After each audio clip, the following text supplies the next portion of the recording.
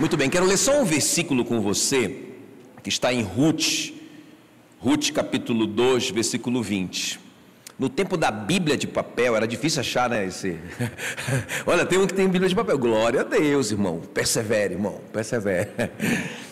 Mas era difícil, porque é um livrinho pequeno, com 4 capítulos só. Ruth capítulo 2, versículo 20, diz assim: esse homem é nosso parente chegado e um dos nossos remidores, ou resgatadores. Esse homem é nosso parente chegado e um dentre os nossos remidores. Amém. Então, queridos, presta bem atenção aqui nessa introdução. Muito importante você entender aqui essa introdução. Fica olhando para mim aqui, concentre em mim aqui. Então, esse livro de Ruth é um livro muito tremendo. Eu amo demais esse livro, né?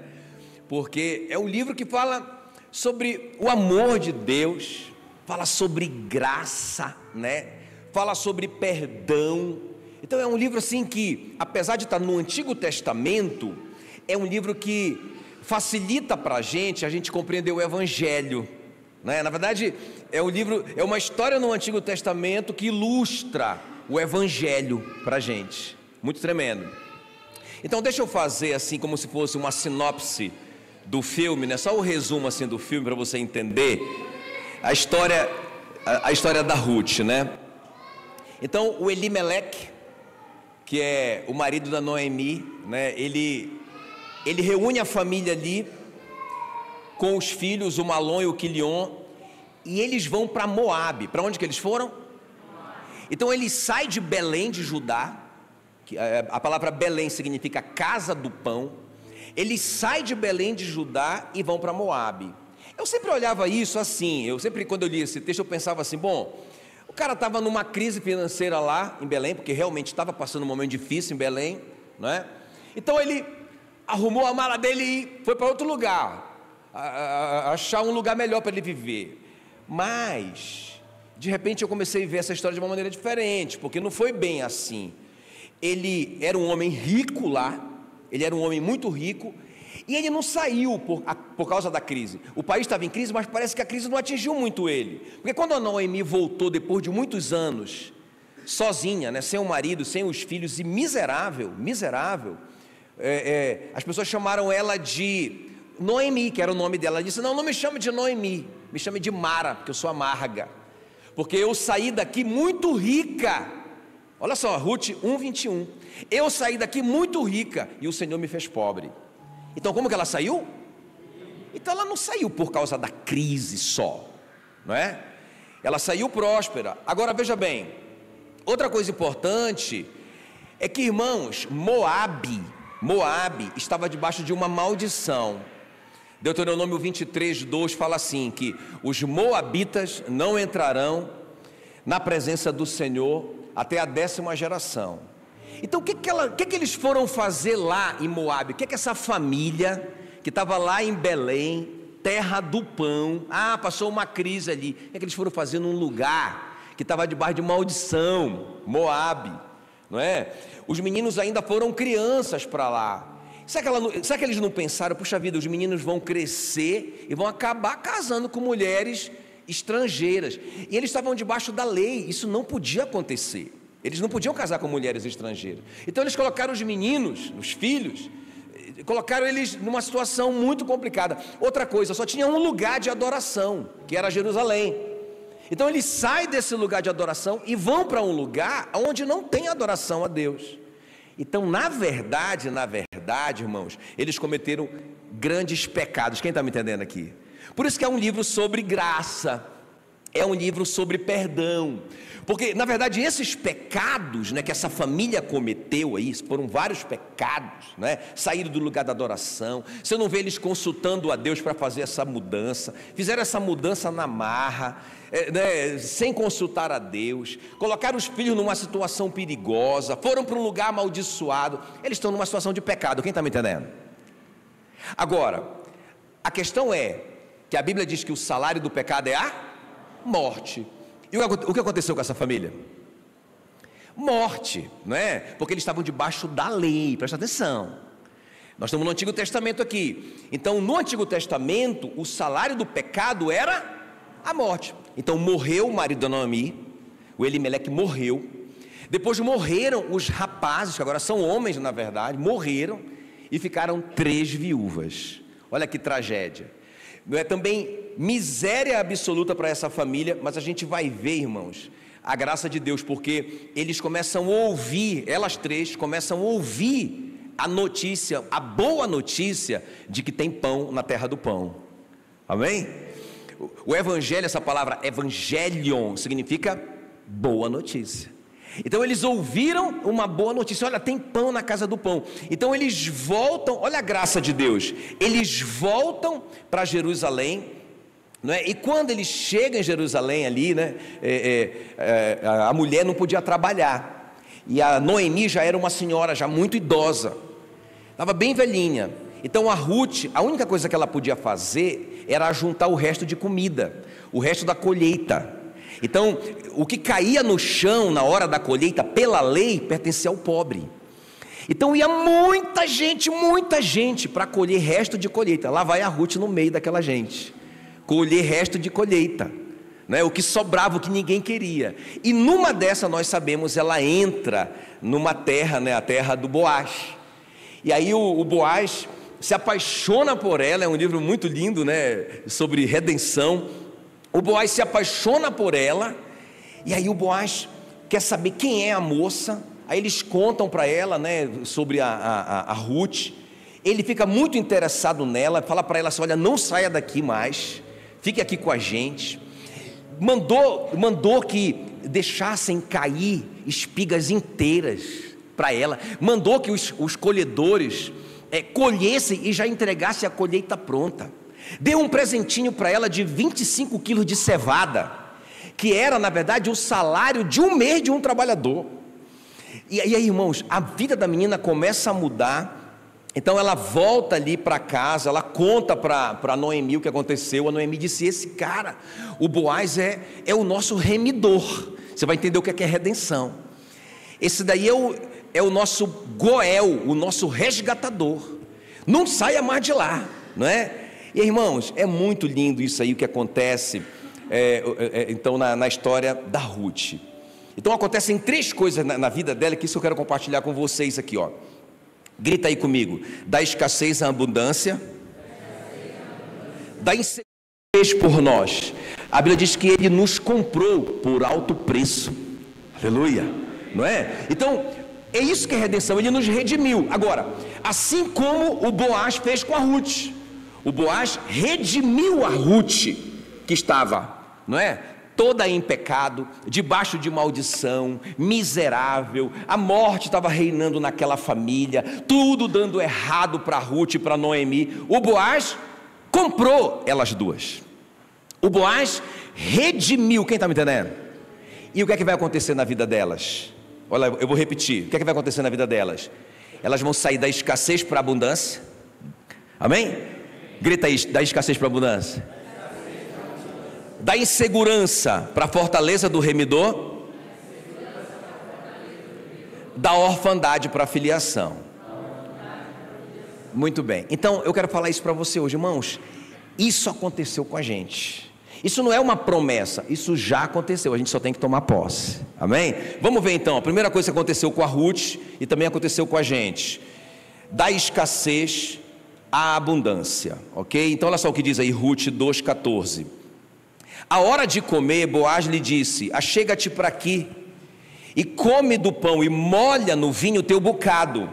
Ela se assentou ao lado dos segadores e ele lhe deu grãos tostados de cereais. Ela comeu e se fartou e ainda lhe sobejou. Então, irmãos, aquela moça que estava mendigando o pão, aquela moça que estava ali pegando o resto de comida que caía no chão, uma vida miserável, de repente ela está sentada na mesa do cara mais rico do país, o cara mais rico de Judá. Talvez ele só não fosse mais rico do que o rei.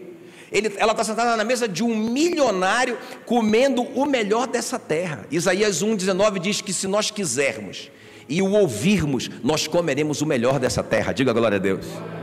Amém? Então isso aqui, irmãos, é algo que nós recebemos quando a gente foi redimido pelo nosso Senhor. Então, eu digo que foi o primeiro jantar romântico, né, deles dois, daquele casal. Vamos jantar, gata. E aí ela sentou ali, pensa, ela estava toda, eu imagino ela toda, coitada, toda suada, toda, né, talvez mal vestida, assim, né, uma pessoa muito... E ela está sentada ali, o cara olhando para ela, o Boaz, né, olhando para Ruth, apaixonado pela Ruth. A Bíblia diz que ele deu para ela vinho, grãos tostados, e que sobrou comida, e junto com o que sobrou, ele deu para ela também, como eu te falei, 20 quilos de cevada para ela dar para a sogra dela. Quando ela chegou em casa, imagina, né, carregando 25 quilos de cevada, a sogra dela, menino, onde que você andou? O que é isso? Se assustou com tanta bênção. Foi aí que ela foi contar, né, para Noemi o que estava acontecendo. Agora presta bem atenção, irmãos, é interessante, porque eu sempre pergunto o seguinte: essa moça estava casada? Quem está comigo? Ela estava casada, ela nunca engravidou. Todo esse tempo casada, sem anticoncepcional, naquela época, e essa menina não engravidava, ou seja, estava tudo travado na vida dela, né? Ela não engravidava, ela vivia uma vida de miséria, e é impressionante, irmãos, o que vai acontecer com ela. Diga assim comigo bem forte: só os redimidos, grita aí, da escassez para a abundância. Aí você fala assim: peraí, pastor, mas o senhor está pregando no Antigo Testamento. Peraí, mas deixa eu pregar então no Novo. Olha só o que diz Gálatas 3,13: Cristo nos resgatou da maldição da lei, fazendo-se Ele próprio maldição em nosso lugar. Deixa eu te falar uma coisa que é muito importante. Nós fomos libertos da maldição da lei. Mas que maldição da lei é essa? Eu vou te deixar um dever de casa, você vai ler em casa esse texto, Deuteronômio 28, o capítulo 28 de Deuteronômio. Lá está as bênçãos da obediência, não é? Então, se nós obedecemos, se eles lá, né? Porque nós não estamos mais debaixo dessa lei. Se eles obedecessem a lei, eles eram abençoados. Olha só, Deuteronômio 28, 1 diz assim: se atentamente ouvires a voz do Senhor e obedeceres, todas essas bênçãos virão sobre vocês e alcançarão vocês. Aí ele fala assim: bendito será no campo, bendito será na cidade, bendito o fruto do teu ventre, teus filhos, bendito o fruto da tua amassadeira, não é? Onde tu colocares as tuas mãos prosperará. Aí beleza, só bênção, até o versículo 14. Aí a partir do 15 começam as maldições da lei. Mas se ouvires a voz do Senhor e não obedeceres, todas essas maldições virão sobre ti e te alcançarão. Maldito serás na cidade, maldito serás no campo, maldito o fruto do teu ventre. O céu sobre ti será de bronze, não vai chover. A terra debaixo dos teus pés será de ferro, não vai dar nada. Tudo, são 57 versículos de maldição. Mas olha o que a Bíblia diz, que Cristo, Ele nos resgatou da maldição da lei, fazendo-se Ele próprio maldição em nosso lugar. Quem está comigo aqui? Então nós não estamos mais debaixo dessa maldição. A Bíblia diz que, por isso conheceis a graça de nosso Senhor Jesus Cristo, que sendo rico, se fez pobre por amor de vós, para que pela sua pobreza vos tornasse ricos. Então quantos redimidos tem aqui? O que é um redimido? É alguém que Jesus comprou, é alguém que Jesus pagou o preço. Então isso não é uma promessa, se eu creio nisso, não, Jesus morreu por mim, eu tinha que pagar por esses pecados, mas Ele morreu no meu lugar, eu estou liberto da maldição da lei. Amém, queridos? Eu li um dia que o Charles Spurgeon, ele foi na casa de uma mulher muito pobrezinha, ele foi visitar ela estava bem velhinha já, e ele viu assim um quadro ali na casa da mulher, e ele achou estranho, ele aproximou daquele quadro, leu, aí ele perguntou para a mulher, né, ela bem velhinha: o que é isso aqui? Ela disse: foi a condessa fulana de tal que me deu, antes dela morrer. Como assim? Eu trabalhei para ela a minha vida toda, e aí antes dela morrer, ela me chamou no quarto, mas ela só me entregou, ela nem falou nada, porque ela morreu ali, ela só me entregou esse papel, e eu coloquei no quadro, fiz um quadro dele, é a recordação que eu tenho dela. Aí o Spurgeon disse: eu posso examinar isso aqui? Posso levar para investigar isso aqui? Ela disse: pode. Ele levou e descobriu que a mulher, a condessa, deixou um castelo para ela. Isso é uma história verídica. Deixou um castelo, a mulher viveu na miséria, sendo milionária. Irmãos, nós fomos redimidos. Uma das coisas que nós recebemos do nosso Redentor, do nosso Remidor, é isso. Ele nos tirou da pobreza para a prosperidade. Ele se fez pobre para que pela sua pobreza nos tornássemos ricos. Irmãos, tem que dar certo para nós. Nós não estamos mais debaixo da maldição da lei. Tem alguém me entendendo aqui ou não? O problema é que o crente, ele pensa assim, não, ele já acorda pensando que vai dar errado. Não é? Ele acredita que vai dar errado, ele pensa assim, não, eu não mereço, e não merece mesmo, irmão. Mas Cristo merece no seu lugar. Ele se fez maldição no seu lugar, para que você fosse liberto da maldição da lei. Quem está comigo? Então a primeira coisa é isso, a vida da Ruth vai mudar, financeiramente, irmãos. Quem está comigo? Não é? A vida da Ruth vai mudar financeiramente, da noite para o dia. Eu acho incrível isso. Da noite para o dia, ela acorda miserável, ela acorda mendigando pão. Na hora do almoço, ela já está milionária. Joga essa praga sobre você. Não é? Já pensou? Olha, 25 quilos de cevada era o salário de um mês. Ela ganhou em meio dia de trabalho. Isso que eu quero profetizar sobre a sua vida, amém? Que o que você ganha durante um mês, você vai ganhar durante um dia, meio dia. Pensa aí no teu salário, quanto é, né? Pensa aí, em meio dia você vai ganhar isso. Ei, redimido, tem algum redimido aqui? Tem alguém aqui que foi comprado pelo sangue de Jesus? Tem alguém aqui que foi resgatado da maldição da lei? Está vendo que o crente pensa assim, não vai dar certo porque eu pequei, porque eu não mereço, porque eu fiz isso, porque eu fiz aquilo, eu sou moabita, estou debaixo de maldição, o meu avô miserável, desgraçado, transferiu a maldição, agora eu estou assim. Ei, você foi liberto da maldição da lei. Ele comprou você por alto preço, Ele pagou a sua dívida. Você não tem dívida diante de Deus, você não tem dívida, meu Deus. Já pensou? Por isso que a Bíblia diz que nós temos que entrar pelo novo e vivo caminho, pelo sangue de Jesus, com ousadia. Não é fiado na nossa justiça, mas na justiça de Cristo. Quem está comigo aqui?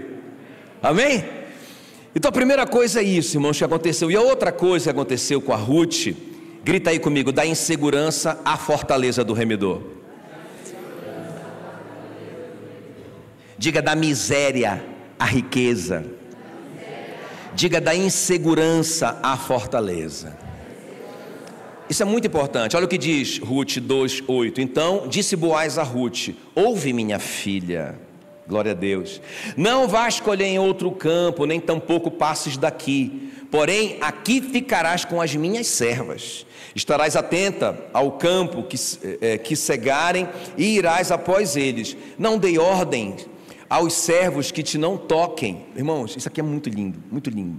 Quando eu li isso hoje, eu falei assim: ó Senhor, faz isso comigo, eu sou teu remido, eu sou teu redimido, o Senhor me comprou, não é? Coloca alguém na minha vida que vai dar uma ordem aos servos dele, ao meu respeito. Pode ser um milionário, Senhor, não tem problema, não é? Que deu uma ordem assim: rapaz, abençoa aí o Jackson, O Boaz fez isso com a Ruth. Ele disse: eu dei ordem aos servos que te não toquem. Uma das coisas é que as moças, nesse momento que todo mundo ia colher, os pobres iam colher o que caía no chão, muitas moças eram violentadas. Por que eu sei disso? Porque tinha uma lei lá que dizia que se uma moça fosse abusada, ou assediada, ela deveria gritar. Se ela gritasse, ela era inocentada. Por que tem essa lei? Porque tinha muito abuso. tinha muito abuso, né? Então, o Boaz diz: você está segura perto de mim, fica aqui na minha terra, fica aqui no meu pedaço. Tem alguém aqui me entendendo? Irmão, isso aqui tem tudo a ver com a gente não pode, a gente tem que ficar nesse lugar de segurança. Entende que tem limite? Qual é a nossa segurança? É o limite do nosso remidor. Então o nosso remidor diz: não passa daqui, você está seguro, não é? Tem coisa, irmão, que os nossos olhos não podem ver, não é? Então, não, rapaz, porque a Bíblia diz, olha o que Jesus disse: se você olhar para uma mulher com intenção impura no coração, para os homens agora, você já adulterou com ela, não é? Irmãos, o quê? Isso está no Novo Testamento. Então, se eu olhar para uma mulher com intenção impura no meu coração, eu adulterei. Agora, olha o que a Bíblia fala sobre adultério: aquele que adultera está fora de si, só mesmo quem quer se arruinar que faz tal coisa. Açoites e vergonha encontrará, uma vergonha que não se apagará. Então, peraí, quer dizer que se eu olhar, eu estou em adultério? Quer dizer que se eu olhar, açoites e vergonha, a coisa vai complicar para mim? Vai. Então isso é o limite do meu remidor. Ele me remiu, ele me comprou, mas ele diz: filho, não saia daqui, ó. Esse é o seu lugar de segurança. Tem alguém me entendendo aí, não? Ele falou para Ruth: Ruth, eu comprei você, mas você fica aqui, ó. Você fica aqui no meu pedaço. Quem está comigo? Então, irmãos, a obediência é o nosso lugar de segurança, não é? A Bíblia diz que Ele nos tirou do império das trevas e nos transportou para o reino do Filho do seu amor, para o reino da luz. As trevas é a jurisdição de Satanás, não é? Então, quando eu já vi muito crente fazer isso, ó. O crente fazer assim: rapaz, eu vou dar só uma voltinha. Acredita? A menina falou assim, uma moça jovem. Ela falou assim: crente, eu quero experimentar rapidinho o mundo. Eu vou no show escondida, ninguém vai saber. Eu vou lá nas trevas e volto. E nunca mais eu faço isso, só uma vez, só para eu ter essa experiência. Nunca mais ela voltou. Nunca mais ela voltou. Foi isso mesmo. Ainda combinou com a mãe, né? Aí a mãe disse: eu vou com você, ninguém vai saber. Também eu tenho vontade de ir lá no mundo, lá na escuridão, lá nas trevas. E a gente vai voltar e ninguém vai saber. Irmão, uma tragédia. A menina nunca mais voltou, a mãe separou, o casamento foi destruído. As trevas é a jurisdição de Satanás. Tem alguém me entendendo aí ou não? Então, o Boaz diz assim: olha, Ruth, fica aqui que você está protegida. Amém, queridos? A Bíblia diz, não é? Eu acho muito interessante quando Satanás se aproxima de Deus para perguntar do Jó. E Deus fala assim: você tem visto meu servo Jó, como ele é um homem íntegro, reto, que teme a Deus e se afasta do mal. Aí o diabo fala para Deus assim: mas é fácil ele ser obediente. Ele tem tudo e o Senhor protege ele. Olha só, o Senhor construiu uma cerca viva em torno dele. Então o diabo vê essa cerca em sua volta. Cadê os redimidos? Ei, ele te comprou, você é valioso. Ele construiu um muro em sua volta. Amém? Isso é muito forte, né, irmãos? Ele é muito forte isso. A Bíblia diz que contra a igreja as portas do inferno não prevalecerão. Pastor, mas peraí, fala a igreja. Você é membro de Cristo. Cristo é a cabeça da igreja. Nós somos os membros do corpo de Cristo. Se o diabo puder tocar no membro da igreja, ele pode tocar em Cristo. Quem acredita que o diabo pode tocar em Cristo? Quem acredita que o diabo pode fazer alguma coisa contra Cristo? Não pode, ele não pode fazer. Já está derrotado. Irmãos, ele não pode fazer contra você que é membro de Cristo. Mas o crente está apavorado. O crente está com medo do diabo, não é? Eu lembro de um cara lá que falou assim para mim um dia. Ele falou assim para mim: pastor, eu quero entregar a célula, lá em Belém isso. Não quero mais a célula. Eu disse: mas por quê? Ele falou assim: porque o diabo se levantou. Como assim o diabo se levantou? Ele falou, é porque depois que eu comecei a liderar essa célula, as coisas começaram a dar errado para mim. Aí eu falei, deixa eu te falar uma coisa, cara, o meu diabo está debaixo dos pés de Cristo. A Bíblia diz que o diabo está debaixo dos pés de Cristo. A Bíblia diz que Jesus nos deu autoridade para pisarmos em serpentes e escorpiões, e em todo o poder do diabo, e nada nos causará dano. A Bíblia diz que para isso se manifestou o Filho de Deus, para destruir as obras do diabo. Então, irmão, isso aí que você está por fora, isso aí não tem nada a ver. Você está acreditando num diabo que a Bíblia não prega. Até eu tenho uma palavra que eu vou pregar ainda aqui, não é? Que diabo é esse que esses crentes creem? Que esses crentes creem? Porque o diabo que eu conheço é um diabo derrotado, irmãos. O diabo não está numa cana de braço contra Jesus, ele já foi derrotado na cruz. E nós somos redimidos, e nós estamos protegidos como igreja. Contra a igreja, as portas do inferno não prevalecerão. Amém? Então a gente tem que ir para o negócio, a gente tem que ir para a luta, seja uma luta espiritual da igreja, seja uma luta ali no nosso trabalho, com essa fé de que nós pertencemos a Cristo e por isso Ele nos guarda, não é? Você compra um celular top das galáxias aí, na hora já compra uma capinha top para não cair no chão, não é? Já coloca uma película top, porque é caro, porque é valioso, porque você quer protegê-lo. Agora imagina, irmão, você que foi comprado pelo sangue de Jesus, tem uma cerca viva em sua volta, não é? A Bíblia diz que Ele ordenou os seus anjos para nos guardar e nos proteger, para nós não tropeçarmos em nenhuma pedra. Amém? Tem um anjão aí do seu lado, glória a Deus, não é? E você sai aí pela rua e o anjão aí do seu lado, e o diabo nem encosta em você, porque você é um redimido, você é comprado pelo sangue de Jesus. Você acredita nisso? Ah, pastor, que promessa linda essa. Eu não estou te dando promessa nenhuma, eu estou te falando um fato, que você só tem que tomar posse em nome de Jesus. A Bíblia diz em 1 João 5,18 que os que são nascidos de Deus, o maligno não toca. Então eu aceitei Jesus como meu Senhor e Salvador, então eu nasci de Deus, não é? Não é isso que a Bíblia fala? Aqueles que o receberam, foi-lhes dado o poder de serem feitos filhos de Deus, a saber, os que creem no seu nome. Então se eu creio no nome dele, irmãos, eu nasci de novo. E se eu nasci de novo, o maligno não me toca. Tudo é a gente saber, irmãos, o nosso direito. Você não pode andar por aí apavorado. O crente não pode andar por aí com medo do diabo. Tem alguém me entendendo ou não? Não, irmãos, não pode. Eu aprendi isso quando eu era criança. Já falei para a maioria de vocês já ouviu essa história, mas eu vou contar para quem não ouviu. Eu aprendi quando eu era criança isso, né? Porque um cachorrinho sempre me mordia. Quando eu era criança, me mordia quase todo dia, ele me mordia, arrancava, destruía meu sapato. Rapaz, era uma tribulação aquele cachorro miserável. Um dia minha mãe falou assim para mim, olha, eu tinha 8 anos, eu nunca vou esquecer. Ela olhou assim dentro dos meus olhos, ela baixou assim na minha altura e olhou dentro dos meus olhos e falou assim: olha o teu tamanho pro totó. Rapaz, aquilo foi uma revelação para mim.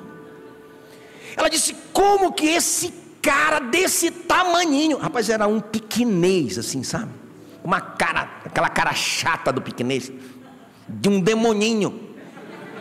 Ela disse: como que um cachorrinho desse tamanho pode fazer correr? Tu desse tamanho.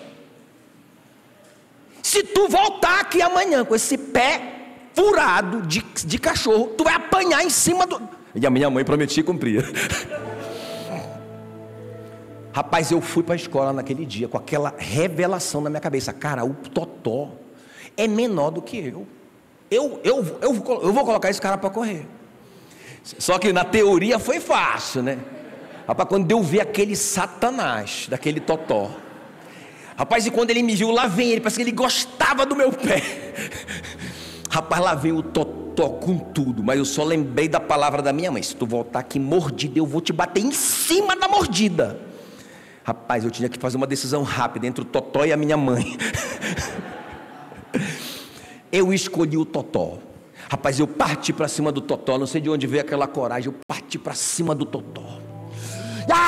Eu saí gritando para cima do totó. Rapaz, eu só vi o totó assim, eu não esqueço aquela cena. Ele foi derrapando, fazendo um cavalo de pau, voltando, escorregando, câmera lenta. Rapaz, ele foi, rapaz, e colocou o rabinho entre as pernas e vazou. E eu disse, cara, como que eu pude ser escravo desse miserável todo esse tempo? Irmãos, o Senhor já nos deu autoridade para pisarmos em serpentes e escorpiões e em todo o poder do inimigo. Não é para a gente viver uma vida com medo do diabo, com medo, tudo. Já viu o crente? Eu fico impressionado. Rapaz, o diabo está atrapalhando o meu negócio. Rapaz, o diabo não sei o quê. O diabo, rapaz, olha só o diabo. Eu falo, que diabo é esse que esses crentes creem? Você atrai o que você acredita. Você está acreditando muito no diabo. Quem está comigo aqui, ó? Amém, queridos? Então a segunda coisa do redimido é essa proteção. Então a primeira é sair da miséria para a prosperidade, para comer o melhor dessa terra. É seu direito como redimido. A segunda é ser protegido pelo seu Redentor. O seu Redentor é poderoso demais. O Boaz, como homem, era uma autoridade. Ele disse, eu já dei ordem aqui, ninguém toca em você aqui. Ele era só um homem. Agora imagina o nosso Senhor, irmãos. Imagina o nosso Senhor. Eu lembro, olha, deixa eu te contar. Eu lembrei disso hoje de manhã cedo, quando eu estava pensando nessa palavra. Eu estava lá em Palmas, logo no começo, né? E eu estava tão triste, irmão. Nada acontecia em Palmas. Eu já estava lá quase um ano, ou mais de um ano até. E a coisa travada lá. Eu disse, meu Deus, como que a gente vai sair desse lugar? A gente estava num lugar super ruim, super caro. A gente pagava o aluguel lá. E eu estava orando, Senhor. Eu lembro bem assim, né, que eu tinha lido aquela história quando os magos do Oriente trazem presentes para Jesus, né? Os teólogos dizem que foi com aqueles presentes que a família, o José, a Maria e Jesus foram para o Egito. Fizeram essa viagem internacional e passaram todo esse tempo lá, anos, até que o Herodes morresse. Como que eles se sustentariam lá, né? Então veio alguém do nada, veio alguém que, sabe, cara, nem conhecia a família. Viram a estrela e foram lá para trazer ouro, incenso e mirra. Aí eu li aquela história e falei, Senhor, manda um homem desse. Senhor, não tem outro jeito da gente sair desse lugar se não for assim. Irmãos, naqueles dias um homem me procurou. Ele falou assim para mim, pastor, o senhor está feliz aqui? Um homem muito rico em Palmas. Eu falei, estou feliz, eu estou no centro da vontade de Deus, Deus me mandou estar aqui. Ele falou assim, o que poderia acontecer aqui para que o senhor ficasse mais feliz? Eu quero jogar essa praga para você também. Rapaz, aí eu falei assim, eu queria sair desse lugar. Eu queria sair daqui. Mas o que é que o senhor queria? Eu quero construir um prédio. Tem dinheiro? Tenho. Quanto que tem? 20 mil. Ele disse, pode construir. Irmãos, isso é muito doido, né? Mas como assim? Ele falou, pode construir. Eu disse, não, mas que tamanho? Ele falou, não, vocês têm um terreno? Temos. Quantos metros tem o terreno? 2.000 metros. Pode construir do tamanho que vocês quiserem. Ele não deu todo o prédio, mas ele deu toda a infraestrutura de concreto, coberto e com piso. Pensa um galpãozão desse. Irmão, Deus é Deus. Quem está comigo aqui, ó? Não é? Então, eu estou orando assim aqui, Senhor. Eu estou olhando esses prédiosão top. Hoje eu vi um, rapaz, que foi era uma, como é que chama aqui? Vendia carro, né? Concessionário. Eu falei, do lado do supermercado, do lado do como é que é lá, rapaz? Tu estava comigo, Atacadão. Do lado do Atacadão, um estacionamento gigante do Atacadão, né? O dono do Atacadão não sabe, mas ele vai emprestar Rapaz, um lugar maravilhoso. Eu falei, cara, Senhor, é esse lugar aqui, eu já escolhi.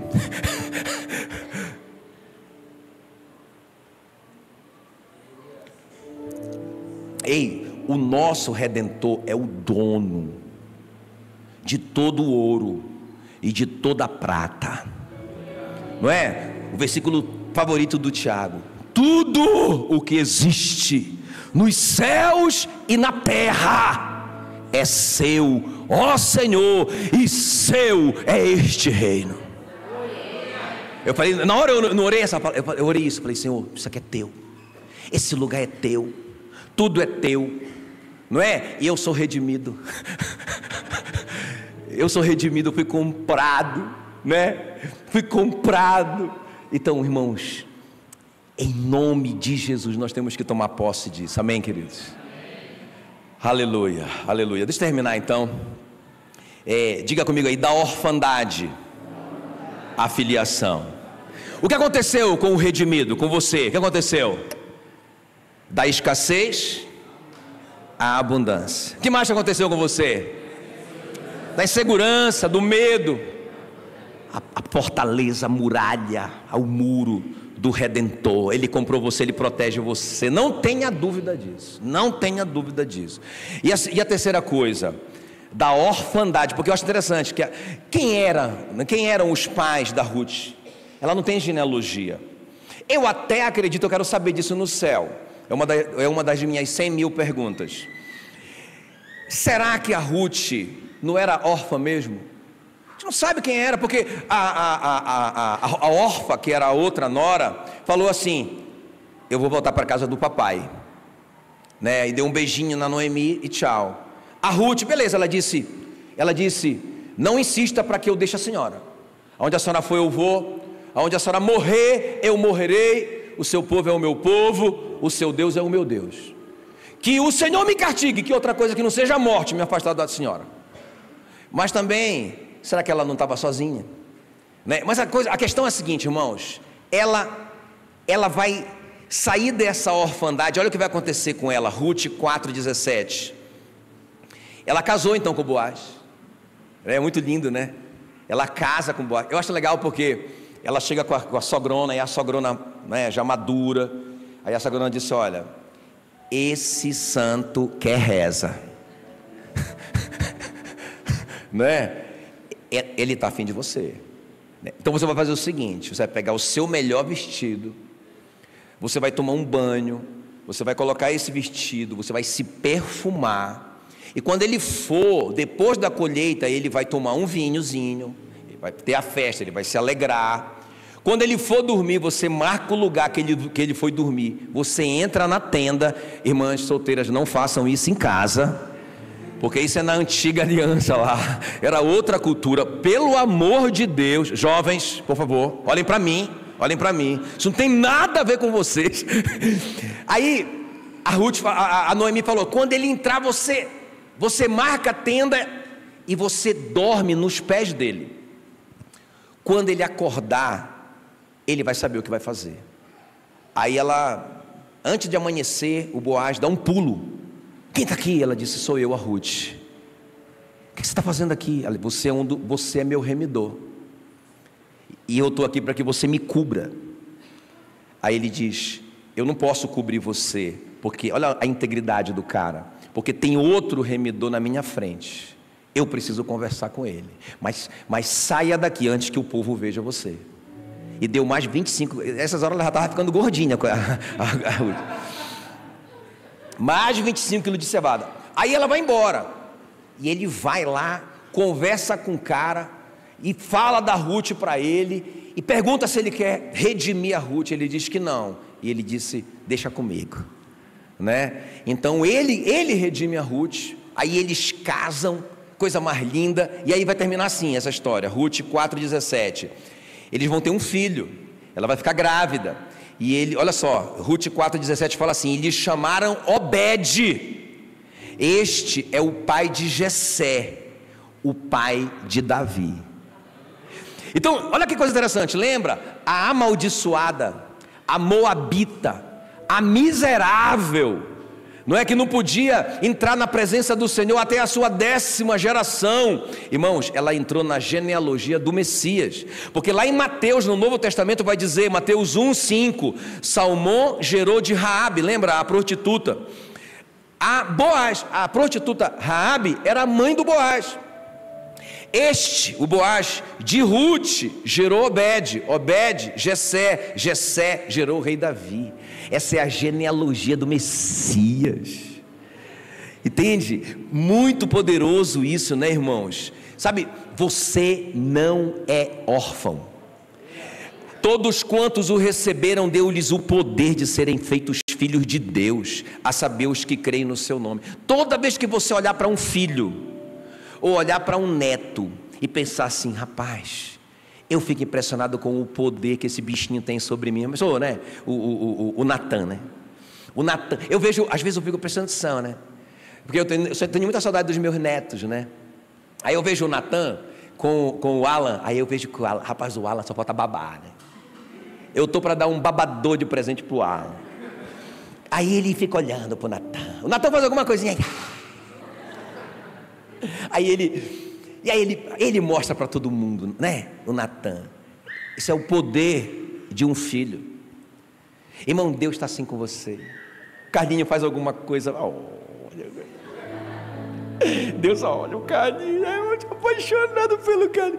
Irmãos, e a vida inteira, quando a gente ficar velhinha, a Bíblia diz que se uma mãe que nos gerou, né, pudesse se esquecer do filho que ainda amamenta, eu, o Senhor, não me esquecerei de ti, porque o teu nome está escrito na palma da minha mão. Sabe, nós somos filhos, irmãos, nós temos que ter essa fé. Isso não é uma promessa. Pastor, que promessa legal, muito legal. Isso não é promessa. Ei, você é filho.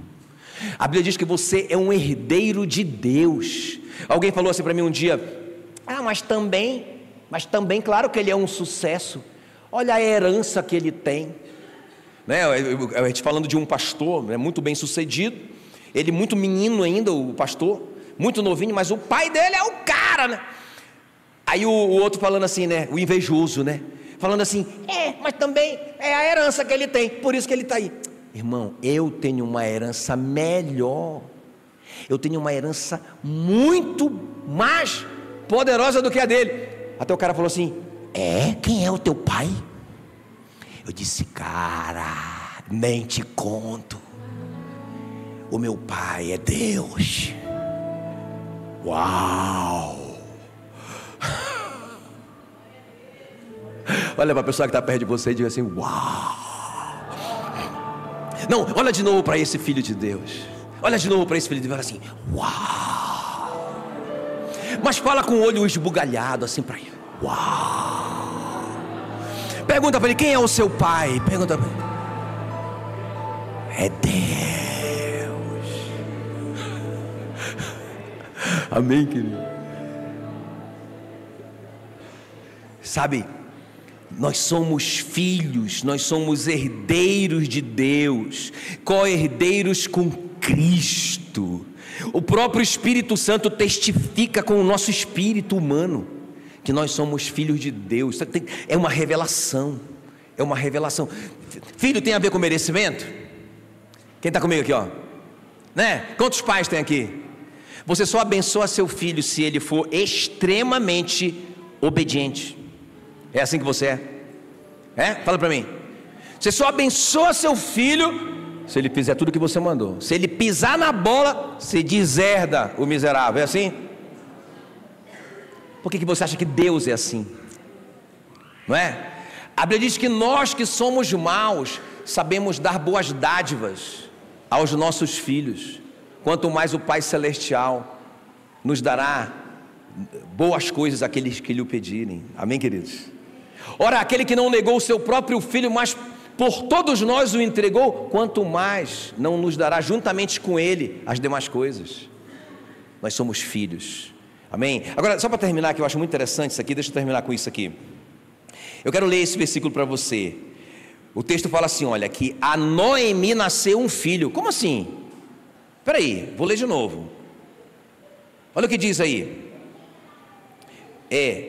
A Noemi nasceu um filho. Mas como assim a Noemi? Não foi a Ruth que teve o filho? Olha para mim. Não foi a Ruth que teve o filho? Sim ou não? Por que a Bíblia diz que foi a Noemi que nasceu um filho?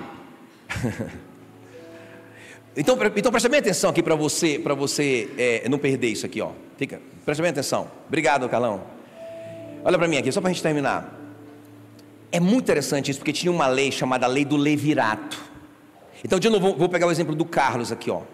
Então, vamos dizer que eu morro, né? Eu morro, tá amarrado, em nome de Jesus. Aí eu morri, e eu não deixei herdeiro. O Carlos é meu irmão de sangue.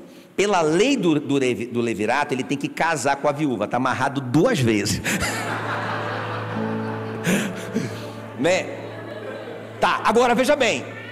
O primeiro filho do meu irmão Carlos, com a viúva, não vai ser filho dele. Vai ser filho de quem? Meu, para manter o meu nome. Então o menino vai ter o meu nome, o meu sobrenome, ele é meu herdeiro. No caso da Ruth e do Boaz, quando nasceu o Obed, não tinha o marido, morreu, né, o marido, não é? E não tinha para quem deixar, quem era que ia cumprir a lei? Aí sobrou só quem? A sogra. Então o filho passou a ser da sogra. E por que isso é importante? Eu quero falar para você, por que isso é importante? Porque lembra quando a Noemi voltou para casa? O pessoal chamou ela de Noemi, quer dizer feliz, Noemi. O nome Noemi quer dizer feliz. Ela disse: não me chame de feliz, me chame de Mara, porque eu sou amarga. Mara quer dizer amarga, não é? Mas agora ela recebeu um filho, e as mulheres dizem: esse filho vai te dar mais alegria do que 10 filhos, porque ele vai ser o teu redentor. Ou seja, irmão, quero dizer uma coisa para vocês: a redenção transforma tristeza em alegria, transforma a miséria em prosperidade, transforma medo em proteção. Que mais? Transforma orfandade em filiação. Quantos redimidos tem aqui? Agora escuta bem o que eu vou te falar. Nós temos que contar isso para as pessoas. Nós que já somos redimidos, nós temos que contar isso para as pessoas. Não é? Meu Deus, isso é a maior herança que alguém pode receber. Uma boa nova: tem pão na casa do pão. O Evangelho, ei, Jesus morreu pelo seu pecado. Se você crê, você é redimido também. Nós temos que contar isso para as pessoas, irmãos. Amém, queridos? Muito bem, fique em pé no seu lugar, porque eu quero te dar a oportunidade, você que está nos visitando hoje aqui, eu quero dar oportunidade para você. Coloque a mão no seu coração. Eu quero orar com você. Tem gente aí, irmão, desesperada. Eu tenho visto tantas pessoas desesperadas na sua vida financeira, tantas pessoas com medo do diabo, se sentindo totalmente inseguras, tantas pessoas querendo merecer o amor de Deus como se não fossem filhos. Tudo isso é porque elas não entenderam ainda o Evangelho. Quando você recebe a Cristo, o que Ele fez por você na cruz, quando você crê que Ele morreu no seu lugar, você é redimido, você é comprado, e você recebe essas coisas. Amém? Amém? Coloque a mão no seu coração e nós vamos louvar o Senhor. Eu quero que você pense alguns minutos sobre o que você ouviu. Quero que você pense na sua vida espiritual. A Ruth não chegou ali por acaso, tá bom, queridos? A Ruth não chegou ali por acaso. Ela não chegou ali porque ela quis. Ela chegou ali porque ela foi atraída. A Bíblia diz que não fomos nós que escolhemos a Cristo, mas foi Ele que nos escolheu e nos chamou para que nós dessemos frutos, e frutos que permanecessem. Você não está aqui hoje por acaso. Você não entrou aqui. A igreja é o campo do Boaz, a igreja é o campo do remidor. Você não entrou aqui por acaso. Você entrou aqui porque Ele te atraiu com amor eterno.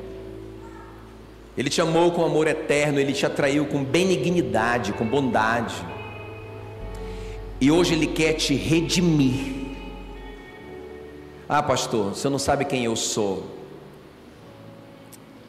Você é uma moabita, Você está debaixo de maldição. Você fez um monte de escolhas erradas, como a família do Elimeleque. Você saiu da terra do pão e foi para um lugar de maldição. Você foi para um lugar que não tinha adoração a Deus. Você cometeu todos esses pecados e outros mais. Olha o que aconteceu com a Ruth. Ela foi redimida. Alguém pagou o preço por ela. Alguém pagou o preço por ela. E o Senhor quer redimir você hoje à noite. Ele quer pagar a sua conta hoje à noite. Aleluia, aleluia. O salário do pecado é a morte, mas Ele já morreu no seu lugar. O dom gratuito de Deus é a vida eterna em Cristo Jesus. Então eu quero que você pense um pouquinho nisso, enquanto nós louvamos o Senhor.